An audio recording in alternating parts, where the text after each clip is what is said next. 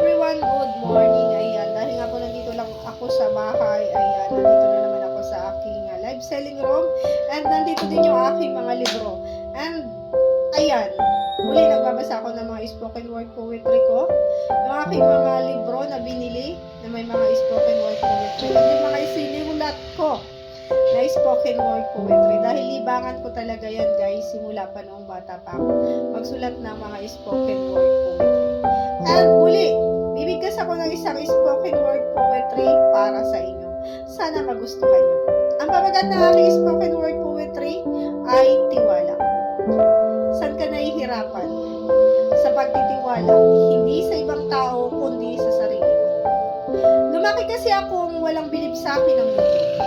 Hindi kailanman naging paborito.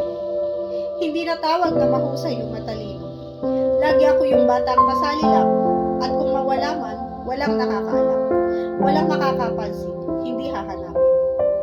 Hindi special ang tingin sa akin.